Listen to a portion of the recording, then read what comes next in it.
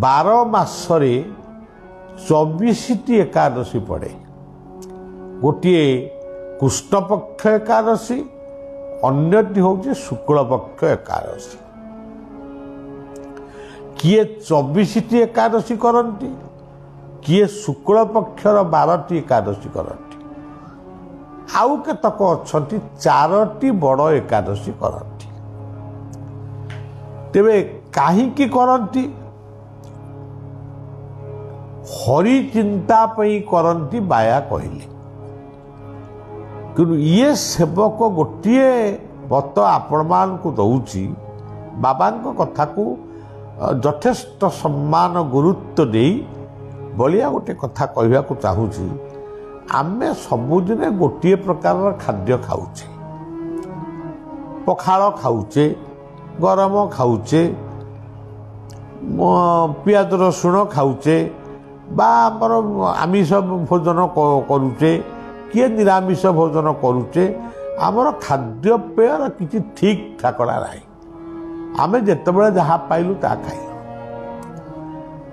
ଏଇ ଯେଉଁ ଏକାଦଶୀ ଦିନରେ ଆମେ ଯଦି ଖାଦ୍ୟର ଟିକେ ପରିବର୍ତ୍ତନ କରିବା, ଫଳ ଖାଇବା, କ୍ଷୀର ପିଇବା, ପଇଡ଼ ପାଣି ପିଇବା,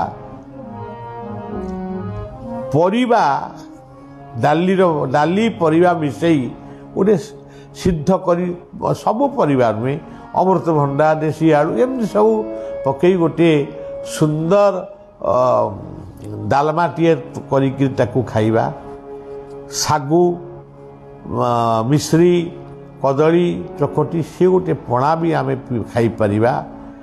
ଅନେକ ଜାଗାରେ କେବଳ ଗୋଲାଳୁ ମାନଙ୍କୁ ଗୋଲାଳୁ ତାକୁ ସିଦ୍ଧ କରି ଟିକେ ଗୋଲମରିଚ ଗୁଣ୍ଡ ଦେଇ, ଲୁଣ ଟିକେ ଦେଇ ତାକୁ ବି ଆମେ ଖାଇପାରିବା। କେହି କେହି ପରଟା ମଧ୍ୟ ଖାଇପାରିବେ। ଯାହାର ଯେମିତି ଇଚ୍ଛା ହଉ ଖାଦ୍ୟଟି ପରିବର୍ତ୍ତନ କରିବା, ତା ଦ୍ୱାରା ଦେହ ସୁସ୍ଥ ରହିବ, ମନ ସୁସ୍ଥ ରହିବ। ଇଏ ଗୋଟିଏ କଥା। ଆଉ ଗୋଟେ କଥା ହେଉଛି ରାତିରେ ଆମେ ଖାଇବାନି। ନ ଖାଇଲେ କ'ଣ ହେଇଯାଉଛି? ଆମର ମହିମା ଅଲେଖ ଧର୍ମର ସାଧୁମାନେ 4ଟାରୁ 6ଟା ଭିତରେ ସେମାନେ ତାଙ୍କର ଖାଦ୍ୟ ଖାଇଦିଅନ୍ତି। ଅନ୍ନ ଖାଆନ୍ତିନି, ରୁଟି ସନ୍ତୁଳା ଏମିତି ଖାଇଦିଅନ୍ତି। ରାତି ତମାମ ଧ୍ୱନିକୁଣ୍ଡ ପାଖରେ ବସନ୍ତି। ରାତି 10ଟା 11ଟା ପର୍ଯ୍ୟନ୍ତ ଖଞ୍ଜଣି ବଜେଇ ଭୀମ ଭୋଇଙ୍କର ଭଜନ ଗାଆନ୍ତି। ସେମାନଙ୍କର କ'ଣ ପ୍ରାଣବାୟୁ ଉଡ଼ି ଯାଉଛି? ତେଣୁ ଆମେ ଯଦି ଦେଶ ପାଇଁ, ରାଜ୍ୟ ପାଇଁ, ସମାଜ ପାଇଁ ଗୋଟିଏ ଓଳି ଖାଦ୍ୟ ଆମେ ତ୍ୟାଗ କରିବା, ତାହେଲେ ଅସୁବିଧା କିଛି ନାହିଁ। କିନ୍ତୁ ଯେଉଁମାନଙ୍କର ଗ୍ୟାସ୍ ରୋଗ ରହିଛି କିମ୍ବା ଲିଭର ଦୋଷ ରହିଛି, ସେମାନଙ୍କୁ ଉପାସ ରହିବାକୁ ବଳିଆ କହୁନାହିଁ। ରାତି ହେଲେ ବି କିଛି ଖାଆନ୍ତୁ। ଭୋକ ପେଟରେ ରହିଲେ ନିଶ୍ଚିତ ଭାବରେ ଗ୍ୟାସ୍ ରୋଗ ହେବ। ତେଣୁ ଭୋକ ପେଟରେ ରୁହନ୍ତୁ ନାହିଁ। ସେ କ୍ଷୀର ପିଅନ୍ତୁ କି ଭଲ ପାଣି ପିଅନ୍ତୁ କି ପଣା ଖାଆନ୍ତୁ, କିନ୍ତୁ ନିଶ୍ଚିତ ଭାବରେ ପେଟଟିକୁ ପୂର୍ଣ୍ଣ ରଖିବାକୁ ପଡ଼ିବ। ତାପରେ ଆଉ ଗୋଟିଏ କଥା ଗୀତାରେ କୁହାଯାଇଛି, ଅଳ୍ପ ଭୋଜନେ ମନ ସ୍ଥିର। ଆମେ ଅଳ୍ପ ଅଳ୍ପ ଖାଇବା, ବରଂ 3 ଥର ଖାଉଛେ 5 ଥର ଖାଇବା, କିନ୍ତୁ ପେଟକୁ ଖାଲି ରଖିବା ନାହିଁ। ସକାଳୁ ନିଶ୍ଚିତ ଭାବରେ କିଛି ଖାଇବା, ମଧ୍ୟାହ୍ନରେ ଖାଇବା। ତେଣୁ ମୁଁ ଆପଣମାନଙ୍କୁ ବହୁତ ଥର କହିଛି ଯେ ଉପାସନା କହିଲେ ସବୁଠାରୁ ଶ୍ରେଷ୍ଠ ଉପାସନା ଶ୍ରୀମଦ୍ ଭଗବତ ଗୀତାର ଭକ୍ତି ଯୋଗର 2ୟ ଶ୍ଳୋକରେ ସେ କହିଲେ, ये कथाटी श्लोकटी की प्राय बलिया कहे वर्जिया विश्व मनोरेमा मनटी मो पाखरे रख मो पाखरे कहले बलिया नुह मनटी को गुरुंक पादरे रख बा गुरुंक निकटरे रख भगवत जगन्नाथ मो श्रीमूर्ति को चिंतन कर कि अनंत नारायण को चिंतन कर ताहले सी हम जीवनर सबुठारु श्रेष्ठ संपद।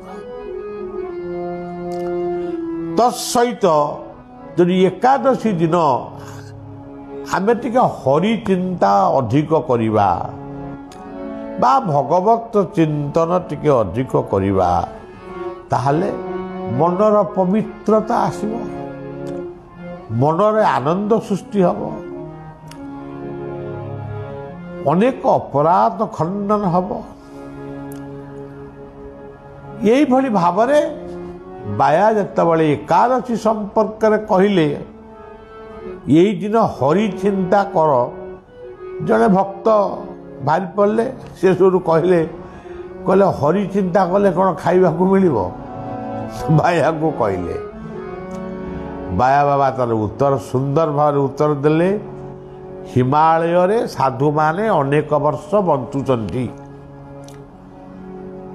जेतेबेले जहा मिलुची से खाउचंती किए फल टिके खाउची ताले सेमाने पुणी बंचिचंती केमती।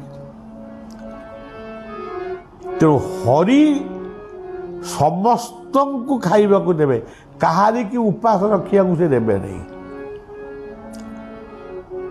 जड़े जदि कह मो रोसई करी नहीं काम करी नहीं मजूरी लगी नहीं चाकरी करी नहीं व्यवसाय करी नहीं आउ कौन कर मोर मागिकी खाइबी आ सी मागी खिया को कौन आम कहवा।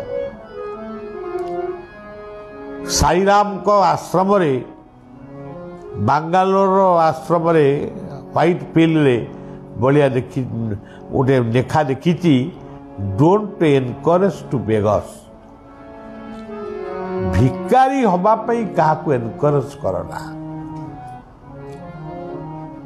एबे तो आम सरकार चिंता करुचंती बेले बेले आम तो शुणुचु भिकारी वृत्ति को उच्छेद कर। ये देश गोटे भिकारी देश बोली कई न कहू, ये देश को कई भिकारी राज्य बोली न कहू। सरकार सब उत्तम प्रस्ताव भिक्षावृत्ति की छाड़ी तुम्हें हाथ गोड़ पाइच कर्म कर। जी जीवन रे काम करी पारिची ताठारु बड़ी बड़ भगवत चिंतन किछि नाही। काम करिवो बोली जे चोरी करिवो डकाइती करिवो टाउटरी करिवो लांच नबो ये गुड़ा तो बद खाइबो ये गुड़ा तो काम नुह। पर घर भांगिबो अन्यर अनिष्ट चिंता करिवो ना निज दुख निजे रुह अन्यर उपकार न करि पार कहारी अपकार करना। एटा मने रख अन्यर उपकार करि न पार किंतु अपकार करिवनी। दरिद्र हेई पार किंतु तस्कर हब नहीं अभद्र हब नहीं। तेणु सज्जन जीवन रे साग भात को जे भली आमे खाऊचे क्षीर भात को से भली हमको खाइबा को हब।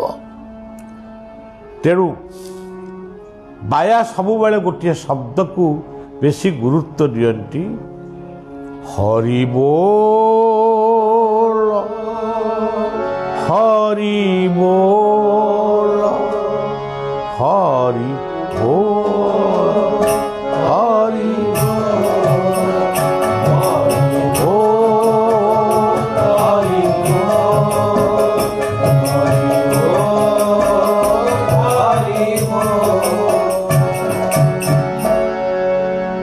बलिया बाया पाखे केन्द्रापड़ा टिकिरी मठरे बसी थाए।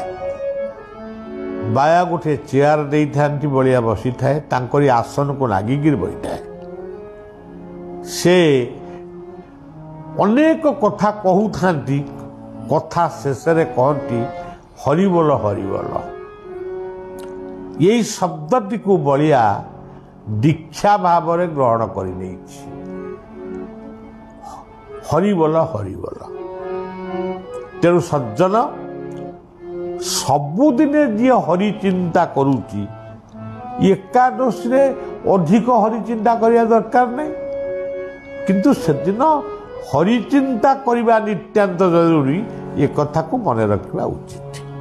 जड़े साधु थिले बायांकर गोटे गप जड़े साधु गोटे गरीब लोक को गोटे जमीदार लोक को धनी लोकटी को से कौन सी कारण आदेश देले जे तुम्हें गोटे भोजी भात करी जहाँ आमर आज पिला माने कहते आमर अमुक जगार पार्टी अच्छी मु प्रथम से पार्टी कौन बुझीपरि पार्टी तो कहती मुख को तो पार्टी कहती पुणी पार्टी कौन अच्छी तापर मु बुझिली जदियो मु किसी इंग्राजी जानी तथापि से कथाटा को हठात बुझीपारे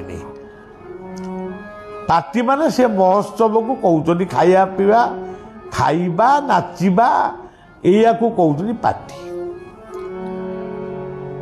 तेरे जहा हो आजिकल तो आपण मैंने जानी कौन कहवा खजुरी गछ कि गुण गायबी मूलू पाहाच पाहाच आजिकल बह को लोक जाऊँगी से दिन तो जहाँ नाचुंट पीऊँच से अलग कथा पुणी गोटे रिंग सेरिमनी कौन गोटा करुँच मुदी दबा नबारे से दिन भी खाऊँच पीऊँच नाचुंट लोकों पाखे पैसा अच्छी या करुँच सी बुझीपारूना जी पैसा एगुड़ाक आम खर्च करुचु होटेल बुक करुचु से नाचुचु खाऊचु खाइया वाले भात डालमा नुह कि भात डाली सतुला नुह खाइया माने चिकेन मटन माछ को भी आजिकल बेसी पसंद करूना तेज जहा हो सेतिकी पैसा गोटे गरीब लोकर झील को बाघर करी हबो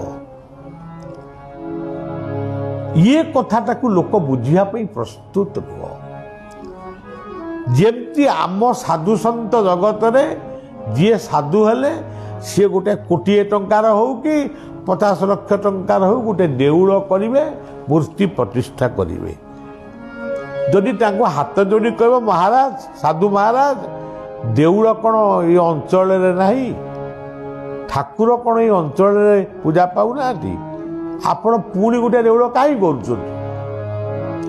कहीं से अर्थरे गोटे धर्मशाला करूना अतिथिशाला करूना आज ये पुण्यभूमि भारत वर्ष में आप देखिए कोटि कोटि नुह खब्द खब्द टंका खर्च करी मंदिर होईची मुझे भावे ये मंदिर जेतिकी खर्च होईची गोटे नई रे पोल भी हो गोटे डाक्तरखाना भी हो किंतु आमर पागलामी आमे मंदिर करिबु निजे से मंदिर रे पूजा पाइबु आम मूर्ति पूजा पाइब एवं माने मंदिर रे लोक गहली चली हेबे आ तेणु सज्जन ये सब पागलामी आजिकल बढ़ी चली साधु कहले जमीदार को गोटे महोत्सव करी ग्रामर अधिवासी मान को खाइबा को दब किंतु मन रख से दिन जमती गोटे लोक उपास जमती न रुए गाँव रे ताहले तमर कार्य असफल हम साधुंकर कथा मानी जमीदार भोजी कले से गाँव गोटे लोक सी सबुदिने तांको गुरुंक आश्रम को जाए भागवत पाठ सुनिबा पाई भागवत पाठ रे एकादशी व्रत कथा अच्छी राजा अम्बरीशंक कथा अच्छी दुर्वासांकर अभिशाप केमिति अम्बरीशंकु हेइतिला से कथा मत लेखा अच्छी बोधे सही कथा को से शुणी से दिन हरिचिंता करवा एकांत आवश्यक जानी सी फेरी आसला एवं कहला अच्छा मु आज खाइबी नहीं आज मु उपास रही हरि केमिति मते खाइबा को देबे देखिबा आ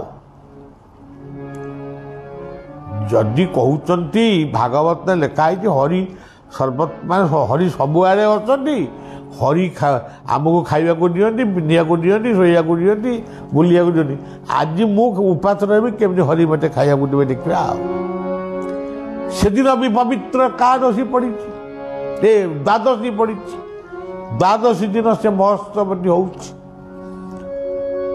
जमीदार गुमास्ता मान को कहले आम गाँव प्रत्येक लोक आज खाइबे किए आसला न आइला ताको बुझ स्त्री लोक माने भी आसबे पुओ झियो माने आसबे समस्ते खाइबे जेते बेले गुमास्ता हबु लेखि रखुथानी अमुक घर एटिक आइले समुक घर एटिक आइले ये सब लेखा लेखि सब चली देखागला से गाँव गोटे बणिया सी आसनी तापर जमीदार सांगे सांगे लोक पठेले कह कहीं आसलानी डाकी आण ता घर सब लोक जाक आसले सी कहीं आसलानी बणिया से दिन घरे कबाट बंद करी पछुआ कबाट दे शोची मु हरि की डाकबी हरि केमती मते खाइबा देवे देखा जमीदार लोक पठेले कबाट बाढ़ेले सी उठिला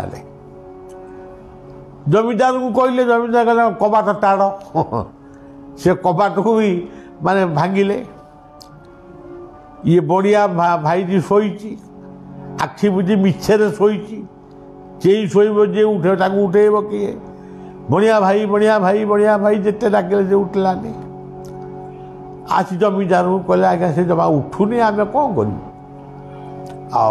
जमीदार स्त्री कर से उठुनी अच्छा आमर कौन सब आइटम होती भात होती डाली होती तरकारी होती ना अच्छा हो ये भात डाली तरकारी मत पैक कर दियो माने गोटे मुझे इंग्राजी को कहली हाँ अनेक इंग्राजी शब्दर ओडियाटा कौन हम से बेले पाटे पशुनी मत भात डाली तरकारी गोटे दे दियो मुझे जीवी आ जमीदार को स्त्री गले डाकिले कहले रे बाबू उठू कहीं उठुनु बा साधु निर्देश कई उपास रही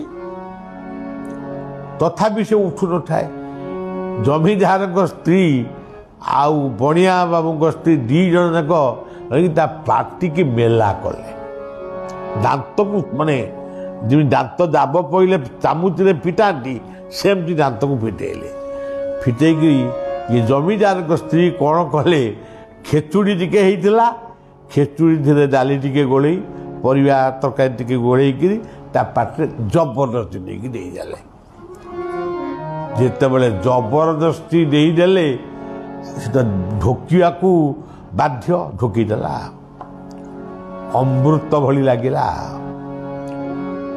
सांगे सांगे आखि खोलिला बिछना रे बसिला जमीदार को स्त्री को नमस्कार टे जनइला तले ठिया तो नाचिला पड़ी हरि हरि हरि वो हरि हरि हरि हरि हरि हरि हरि हरि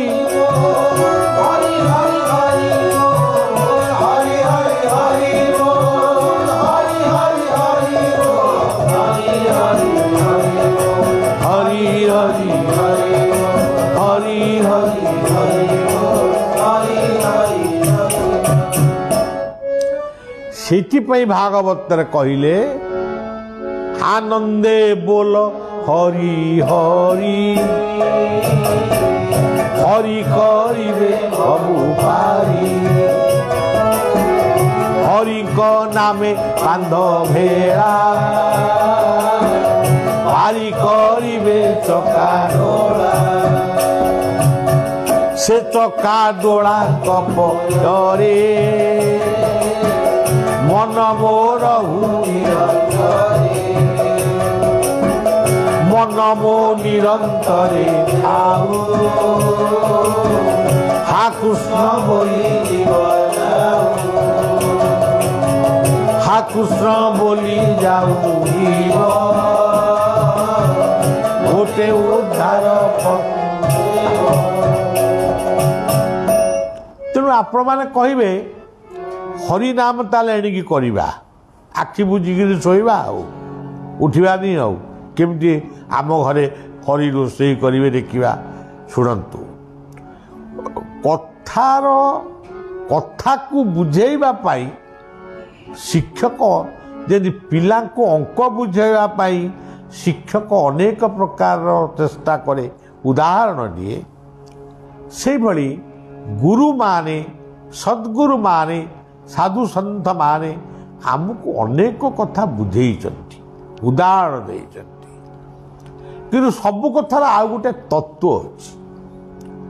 ହରି ଶବ୍ଦର ଅର୍ଥ ହେଉଛି ଯିଏ ପାପକୁ ହରଣ କରେ। ପାପକୁ କେମିତି ହରଣ କରିବେ ଠାକୁର? ଭଲ କାମ କଲେ ପାପ ହରଣ ହେଲା। ଆଉ ଯିଏ ତାପକୁ ହରଣ କରେ, ତାପ କହିଲେ ଦୁଶ୍ଚିନ୍ତା, ଦୁଶ୍ଚିନ୍ତା କେମିତି ହରଣ ହବ? କର୍ମ କଲେ ଏଇ ଦୁଶ୍ଚିନ୍ତା ହରଣ ହବ। ହରି କହିଲେ କାଳ, ଯେ ପ୍ରତି ଆୟୁଷକୁ ଆମର ପ୍ରତ୍ୟେକ ଦିନ ସେ ହରଣ କରି ନେଉଛନ୍ତି। କାଳ କହିଲେ ସମୟ, ସମୟ ଗଡ଼ି ଗଡ଼ି ଚାଲିଛି। ଏଇ ସବୁ ପବିତ୍ର କଥା। ତେଣୁ ଆମେ କର୍ମ କରିବା, ମୁଖେ ପଢ଼ ନାମ, ହାତେ କର କାମ।